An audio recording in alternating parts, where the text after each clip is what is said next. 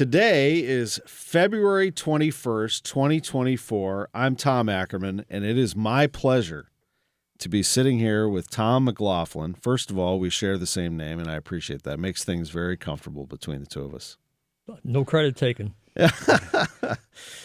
You are here to tell your story, your sound story. Let me ask you, first of all, about that, just the opportunity to be able to talk about your life and your family. What does that mean to you? It means a lot. I've lived a long time, and I've got a lot to say, and I hope I can do that in a gentlemanly fashion. As we're talking right now, you are about to turn 91 years young. If things go well in 3 weeks. You are really an incredible person, I can already tell. And when you talk about 90, you are 90 years old, experience and the things that you have learned through life, I know that is something that's very meaningful to you. When I say 90, you think about all those experiences and the wisdom that you gathered from that, don't you? I do, and it's gone by in a blink. It just seems like yesterday I was a kid, but here I am in 90 years old, and I don't know where it went. 90, it does go by fast. How so? How did you? What do you think about when you think about your life looking back? Can you picture yourself as a kid? Oh yeah. I had a great childhood. I grew up in Hannibal, Missouri, and it was right at the end of the Depression, and times were tough. And I had a great childhood, and nothing to regret at all about it. Beautiful part of the country. Describe Hannibal. A small town about 100 miles north of St. Louis, a railroad town at that time. And obviously I worked for the railroad for about 10 years there. I have a great family friend, Paul Ross, from Hannibal and that area, LaBelle, actually. Okay. To put it even more specific, but it is a great part of the area and part of this region. And right across the way is Quincy, Illinois, which I know is a big part of your life as well, as you attended Quincy University. I did. It was about 20 miles from Hannibal, and I commuted back and forth. And I have a sister still living in Quincy. Tell me about that time when you were choosing where to go to college. Why did you choose Quincy? Well, out of high school, I had no intention of going to college. I had a job for the railroad as a telegraph operator. That was the old days of the Morse code. And so I guess I walked down to the railroad and I said, "Are you hiring?" And they said, "Yes, we're looking for somebody to become a telegraph operator." So I hired on with them for 10 years. And I worked the different locations, in Chicago and Wisconsin, St. Paul. And I did that for 2 years. And then Uncle Sam comes looking for you.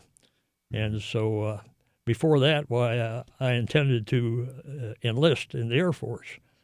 So I gave notice to the railroad and went down to take my physical. And I got turned down for the physical because I had a broken leg. And I still had the screws in the leg, and so they turned me down. So I went back for the railroad, and about 3 months later, I got a draft notice. And so when I got the draft notice, I came down to St. Louis to take my physical. I wanted to go in the service, and so I had on my leg the scar, and when they did the x-rays, they could see the holes in the plate. And so when I went through the line, I covered up my leg. And they knew nothing about it, and they passed me. And so then I was drafted in the Army, and that began my military career for 2 years. Well, thank you very much for your service. Can I go back to the railroad and the Morse code and telegraph operator? How does that work? Can you describe that? Well, yeah, it's the old-time click and clack, unlike the American Morse code. This is the old railroad code.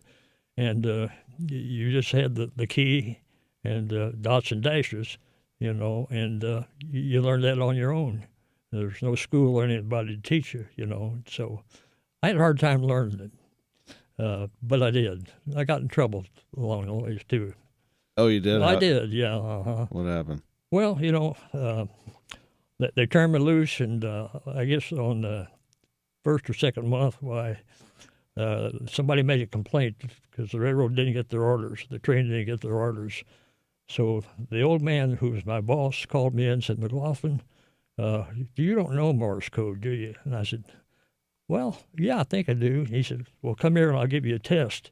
Well, I failed it. And he says, "Well, I got news for you." He says, "Every day before you come in at your assigned time, you come in an hour early, and you sit down, and we're going to learn this Morse code." And it was a learning experience, and so I made it. How were you in school? You went to Blessed Sacrament School in Hannibal, and then to McCooey High School in Hannibal. Right. At both of those schools, were you like that in school?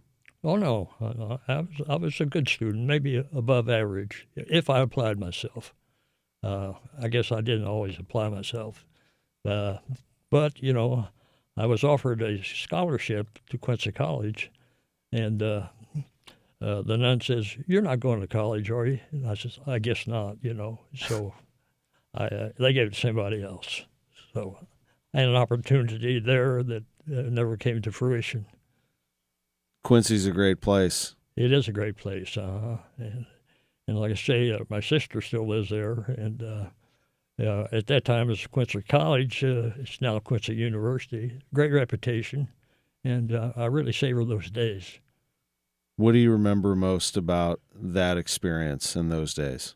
Well, I commuted between Hannibal and Quincy. I didn't live on campus. I remember the Franciscan priests were the teachers, and most of my teachers were priests. Had very few lay people at that time, and they were dedicated people. They were there to see that you learned, and no amount of money would take its place. How far of a commute is that? That's not too far, is it? Maybe 20 miles. Yeah. Yeah, not far. I was going to say 20, 30 minutes maybe today. Depending on how fast you drive. Yeah, what were you I was going to say, what were you driving then? What was I driving? My first car when I got out of service, and I didn't start Quincy College until I was 24. Right. I had saved my money by buying U.S. savings bonds, and I had enough money to buy it. It was a 1955 Chevrolet Bel Air. Paid $1,745 for it, and so that's what I was driving. How did it come to be that you went to St. Louis University Law School? Well, great story, I guess. If we can get there, I don't know why I wanted to become a lawyer. I would go down in Hannibal, and on the signs you would see so-and-so attorney at law. And something about that captivated me. I just said, well, I want to be a lawyer. And so I didn't know about it. And so what I did, I would go pick out a lawyer. I'd go to his office, and I'd walk in cold, and I said, "I want to talk to you." And for some reason, why they were always receptive, they took me in, and I would tell them, "I want to be a lawyer, like, what can you tell me, And I did that 3 or 4 lawyers, and they were all great. They helped me along the way. I went to one lawyer. His name was Walter Jewett, and he was about 105 years old. And he had these old musty law books sitting there and a typewriter. He says, "This is my machine," And he says, "You can come up here anytime. I'll talk to you about the law. You can use any book in my library and all that." So that was a catalyst in wanting to go to law school. And what area of law did you want to study, and ultimately, what did you? Had no particular area of law that that attracted me. I just wanted to go to law school, and so I applied St. Louis U, and it was accepted, and so then we moved to St. Louis. In the interim, I had gotten married and had a child. How did you meet Mary? Mary, dear Mary, a wonderful woman. Mary was 5 years younger than me. Um, she lived in Hannibal, and I was home one weekend. I went up to my buddy's house, and there was a bunch of people playing cards, and Mary was serving drinks to them and things like that, you know. And she was a young blonde lady, you know, and I was smitten with her, you know. And so I told my friends, I'm going to marry that girl someday. Um, Before you had met her? oh, when I saw her at the folks' table, you know, I knew who she was. I knew the family, all that. But she was very attractive and outgoing, and so I made up my mind, you know. And my buddy said, "Well, good luck to you. She's going in the convent, you know." And I said, "Well, shucks, you know." And sure enough, she went in the convent, you know.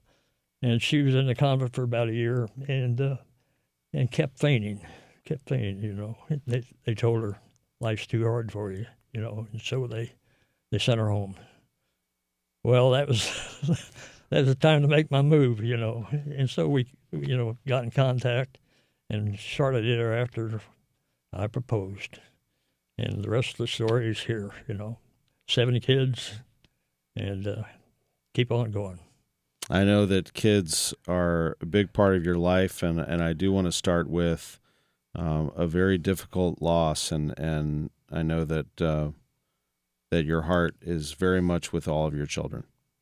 That's right, yeah. 7 children, 6 girls, 1 boy. The oldest was Teresa. And at age 20, got a call one morning from a doctor friend of mine. And he says, "You know, I just examined your daughter's eyes. I'm not sure, but I think she has multiple sclerosis." And he said, "I want to send her to another doctor." And I remember that day, we took her to the doctor, and the diagnosis was, MS. She was 20 years old, had a job at some restaurant, and progressively got worse, and could no longer see. She had to sell her car, and in the interim, she had met a young man, and he was attracted to her, you know, and they started dating, you know, even though she had MS and all that, you know, and all during the time that she was ill, he was with her, you know, and he wanted to marry her, and he did, and even after they were married, why he would work and she couldn't work, you know, but she made an effort, and she made contact with a law firm that I knew, and they allowed her to come in and do some part-time work. And she saved her money so she could buy or have a party for him when he got his master's degree. And shortly thereafter that, why, she had both legs amputated and passed away at age 47. Excuse me for tearing up. No, it's very much understandable, and certainly she's in your heart forever, and you were in hers. Diane, tell me about Diane. Diane, number 2, they're all sweethearts, you know, and they always ask me, you know, who's your favorite? And I say, well, the list hadn't come out this week, you know, so they can't pin me down. They're all favorites. She's married and to a nice guy, you know, and they have a wonderful family, you know. And the one thing, Tom, is about all my kids. Never had any problem with them at all, and I wouldn't trade them for the world. And they all get along with each other, you know. That's the harmony you don't often see. And so that's Diane.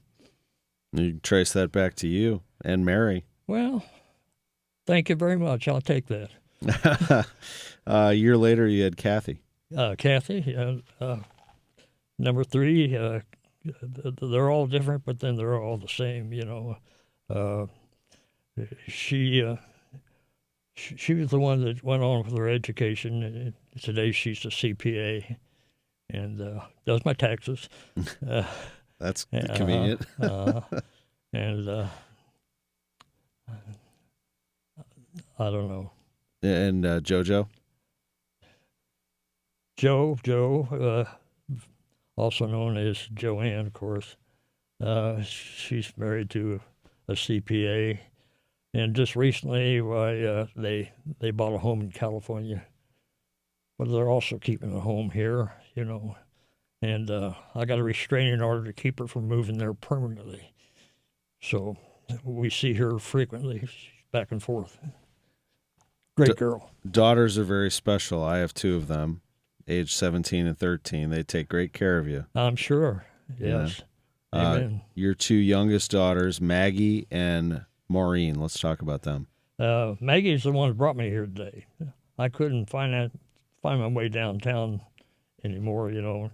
I couldn't adjust the parking meters. I couldn't even get in your building without Maggie. So I have trouble getting in my own building. See, I want a letter from you to that effect, so I'll feel better. Coincidentally, I want to make it known that Maggie is the mother of Kayla, the young granddaughter that passed away, and certainly we still miss her. Maureen is our number 7. She herself has 4 children, employed in the claim business for an insurance company. And I have to say that she is endowed with a tremendous sense of humor.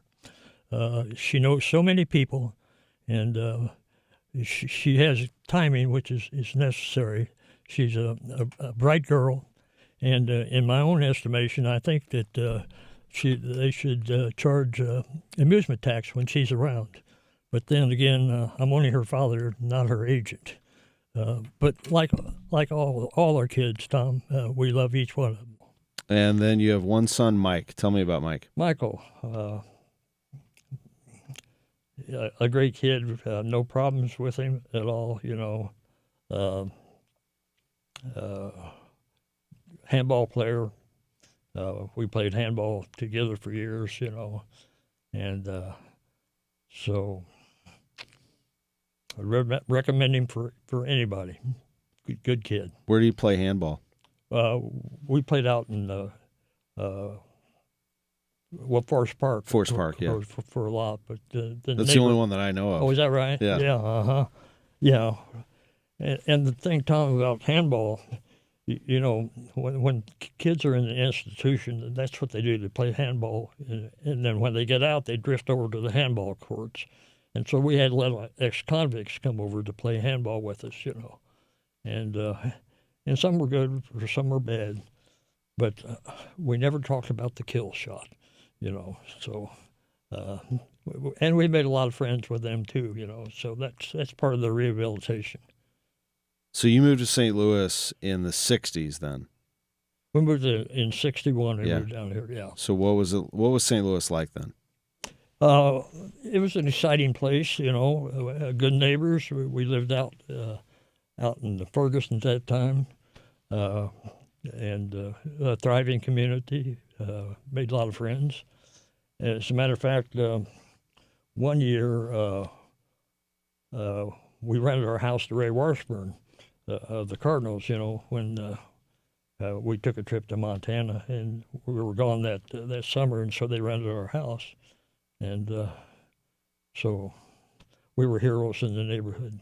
I bet. Cardinals are still everything, and they were then. I was born in '75 here in St. Louis, so I don't have memories of those '60s Cardinals, but doing my research, I'll maintain '67, '68, probably the 2 best Cardinals teams of all time. '64 maybe the best story. But then what a time that must have been in this town. Yeah. Let me tell you a story about the Cardinals, and this was in the mid-'60s. We moved to St. Louis in '61, and it must have been around 63 or 4. I was working at a law office and going to law school. And one day, it was in the afternoon, I looked out and there was a gentleman sitting out in the lobby. He was a black man, you know. And I was walking past him and I said, pardon me, may I help you? He says, yes, I'm here for a deposition. You know, and I said, oh, okay. Well, come to find out, that man was Bob Gibson, you know. And at that time, shortly before then, why, he was at bat. He let the bat go and went in the stands and hit a gal by the name of Mabel Coleman. Wow. And she filed a lawsuit against the Cardinals and Bob Gibson, you know. And so he was there as part of the discovery of the lawsuit. So that was my 15 minutes of fame there, you know. As it turns out, the Cardinals, I think it went to jury, and the Cardinals won, and there was no payment. Wow.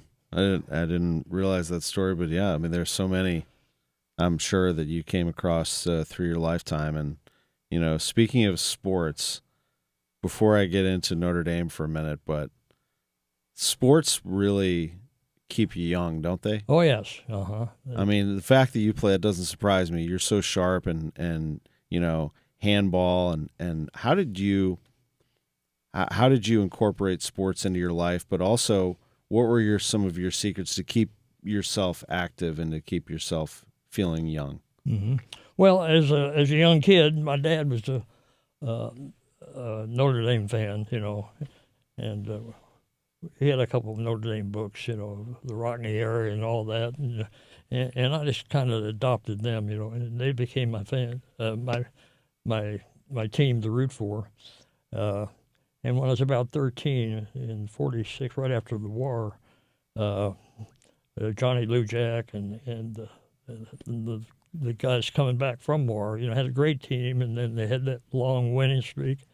I became a great fan of Notre Dame, and then in high school I played football too, and you know, the older you get, the better you were, and That's right. And we were playing Chaminade my senior year. Well, the first 3 minutes of the game, I'm running around left end, I get tackled, and I break my tibia and my fibula, you know, and so that ruined my football career, you know. But after that, why then I continued to follow football, and especially Notre Dame, you know, and it drifted over to golf and handball and all that, just athletics in general. And that became my outlet, you know. And my son Mike picked that up too, you know. And so, you know, it's part of living, the good part of living, I think. Golf is great. You can pick it up at any age. Yes. Keeps you going. What positions did you play in football? Halfback. Yeah. Only halfback? Uh-huh. Okay. Yeah. Two ways at that time. Yeah, heck yeah. My dad was a fullback, but played two ways. He used to tell some stories, and his stories would get, as you said, grander and grander. Okay, so your first time in South Bend, first time at Notre Dame Stadium. What a place. I've only been once. It is spectacular, isn't it? Oh, it is, yeah. Closest to heaven you'll ever get, you know. So Mike and I went up to they played Purdue that time. Yes. And I've been back several times since, but that first time really captivated me, you know. And so my mailbox is a Notre Dame helmet now, you know. And, you know, if I don't go to heaven, I want to go to South Bend. There is something about it. And you know what? Your kids, so Mike recognizes that you're just a little bit different when you're there. When you're in that surrounding. Yes. There's just a feeling of, I don't know how to describe that, freedom, or just overall, just a good overall feeling. Everything else just sort of goes away. There are no words, Tom. There are no words, you know. And when they carried me out of church for the last time, I wanted to play the Notre Dame fight song. Not for a while. Not for a while. No. I love it. But yeah, it's great. There's something very special about that place, and you just described it well. Um, let's talk family traditions, because that is a great tradition, Notre Dame football. There are a lot of great holidays to choose from. I could go right down the list, but my understanding is that Thanksgiving is at the top of your list. It is, and I'm not sure why it is, but it's just before Christmas. Everything kind of settles down a little bit. They get in the holiday mood. People seem to be more generous at that time of the year. And I don't know why. It's just a feeling. And when you say Thanksgiving, it's more than just turkey. It's time to be grateful for what you have, and it tears me up. Not tears me up, it tears me up. It tears you up. No, I think about it because, when we get through like Halloween and we get into November and the weather starts to cool, people immediately are Christmas and planning for Christmas and Christmas decorations and Christmas shopping. And I'm like, hey. Let's pump the brakes just for a second. Let's give Thanksgiving its due. Okay. But that's okay. It's what I think. It's in my heart, right? And you feel the same way about Thanksgiving. Yeah, I don't disagree at all. Yeah. What are you most thankful for? When you think of gratitude, what comes to mind? Family. Family comes first, it's hard to express, but God has given me a great family, and I love every one of them. And the harmony, like I say, they all get along, and they take care of Mama and they take care of Papa. It's great. Some of the best family gatherings, can you think of the setting? Did you always have Thanksgiving in the same place, or did you move around to different? Well, as a family, as the kids got bigger and had their own families, they each one of them host a different holiday, So we don't host much anymore, We're guests, and so one has Christmas, one has Thanksgiving, and every holiday. So. We're a traveling circuit. Any special holiday side dishes on Thanksgiving? Yes, sir. That stand out? Pineapple salad. Pineapple salad? Yes, sir. We only have it 3 times a year, Thanksgiving, Christmas, and New Year's. And we had an understanding with Mary that she would not make it any more than those 3 times, because I got to savor those 3 times, So just 3 times a year. What was so good about it? What's in there? Tastes good. Pineapples and marshmallows and I don't know. Simple. Ours was a Parmesan, I don't know even what we called it, Parmesan onion crisp. It was like those cocktail breads, like a rye bread, slice of onion with one little swipe on the bread of mayonnaise, and then Parmesan on top. So very simple, but man, I can taste it right now. It's what my grandma made. It's what my mom made. Maybe 2-3 times a year like that. Any others outside of the pineapple salad? No, I don't think so. I could eat that every meal, but you got to keep it 3 times a year. I got you. Any other foods that jump out at you? The perfect meals through the years? Well, they all say I'm a picky eater. My take on it is I'm a selective eater. So there's a lot of things I don't like. And if I can't spell it, I won't eat it. I got you. What has changed? This is kind of a deep question, but let's get into it. In the world today, what has changed from when you were growing up and through the years? What is the biggest change, do you think, in our society? Well, I guess the biggest change is the internet. That's got to be the biggest change, and it's made the world smaller, and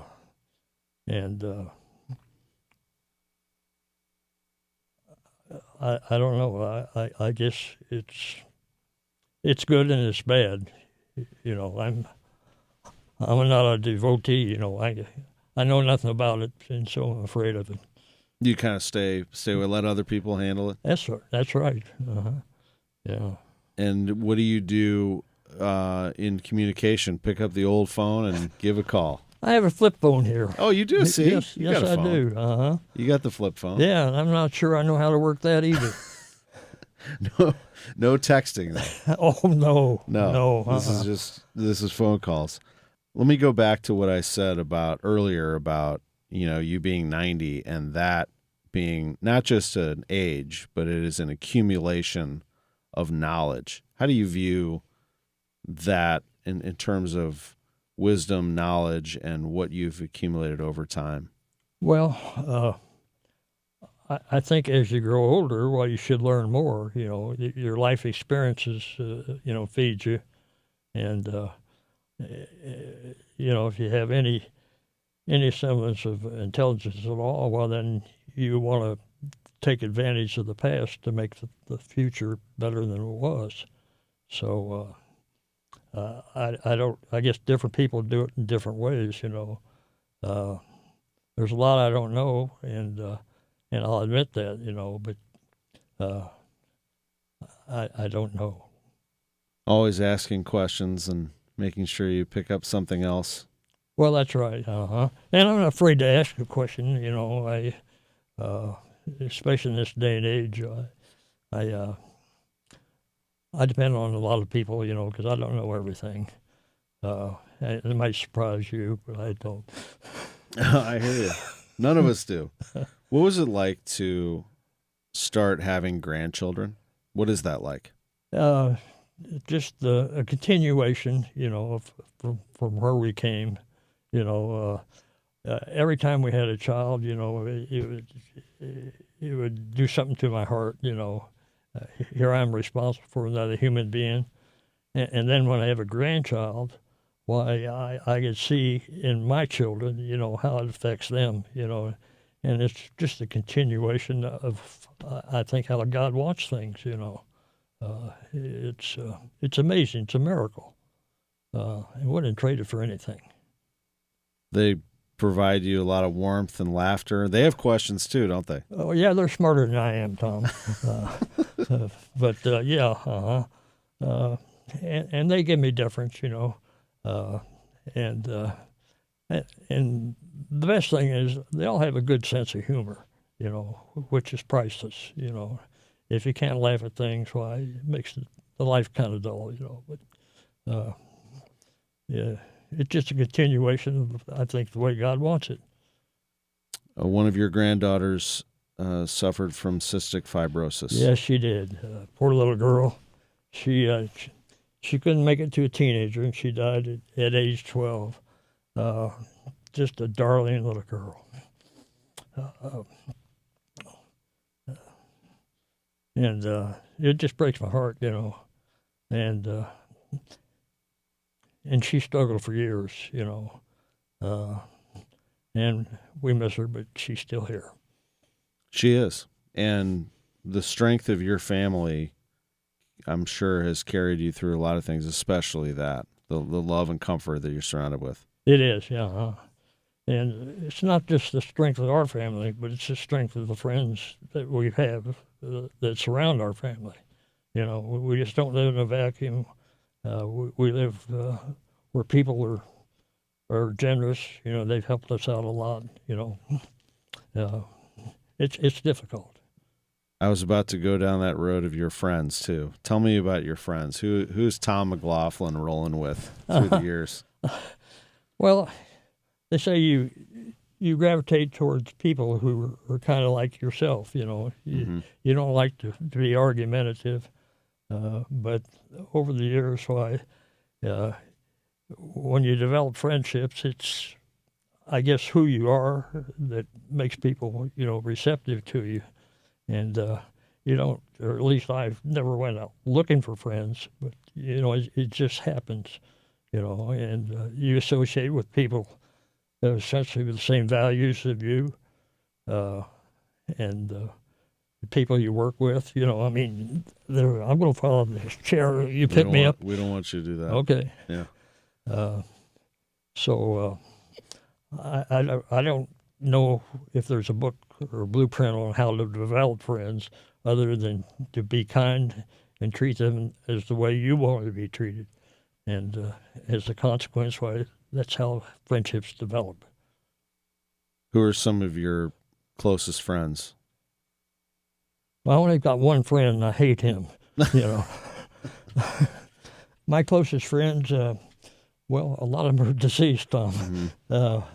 Without naming names, of course, my family are my best friends. Yep. I work with a lot of people who, gosh, they're no longer around, and sad to say that if I had to pick out the 5 best friends that I have now, I could name them, but just people who I've gravitated with and associated with over the years. Isn't it something, the medical advancements through the years that have allowed us to be around people for so many years and be able to enjoy lives and what we're able to do, the healthcare industry today? Oh yeah, it's extended the lifespan of a lot of people. My mom passed away at age 95. My dad was just a month short of age 90 when he passed, and so I had good genes that passed them along to me. But science and research have extended the lifespan of a lot of people. When you look back at your life, what are you most proud of? From a selfish standpoint, I'd say being the best person I could be.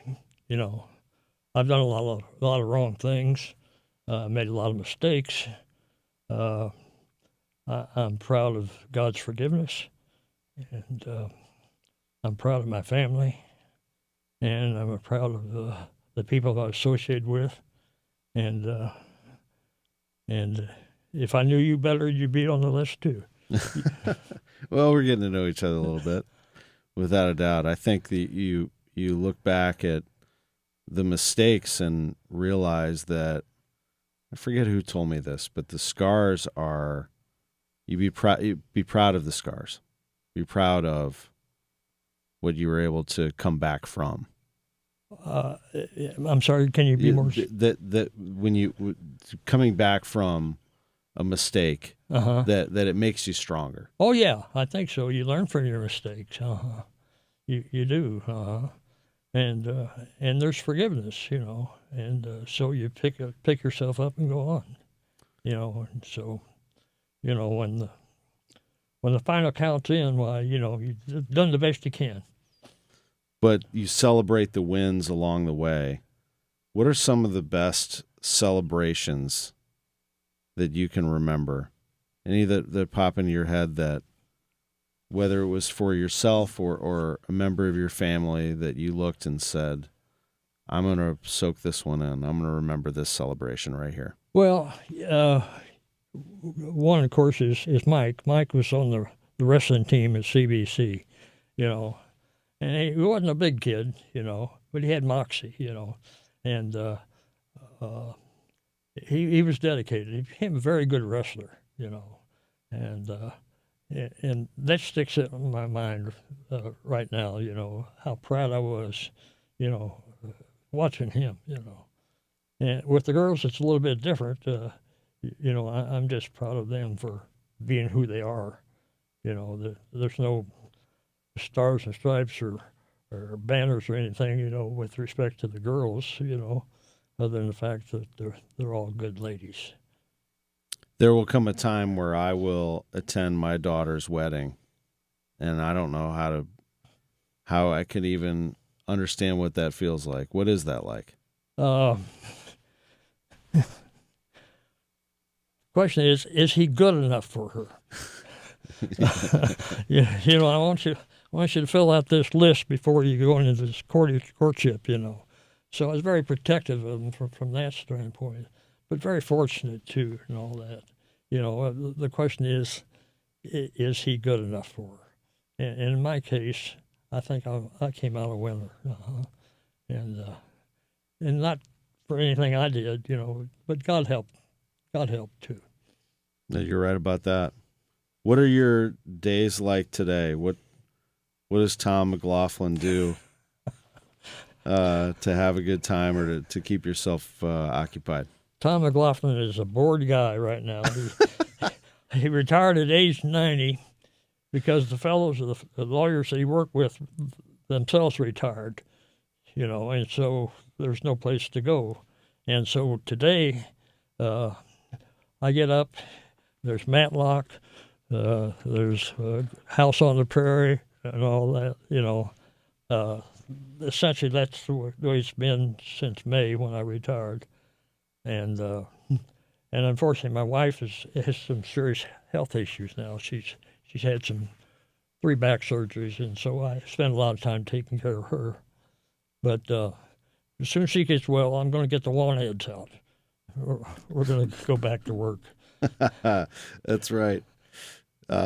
Mary, who you saw serving drinks. Yes. Back in, what year was that? 19, oh gosh. It was 55. 55, yeah. Right. You were 22. Yeah. Yeah. Wow.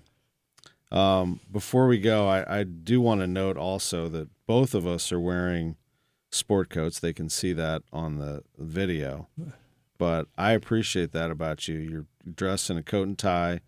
I feel the same way. I do still think that when I go out, some of my friends say that I'm always trying to, look dapper when I go to the airport or something. I'm like, well, you never know who you're going to run into. Do you feel like that's something that you value as well? Oh, yeah. Appearance? Yeah.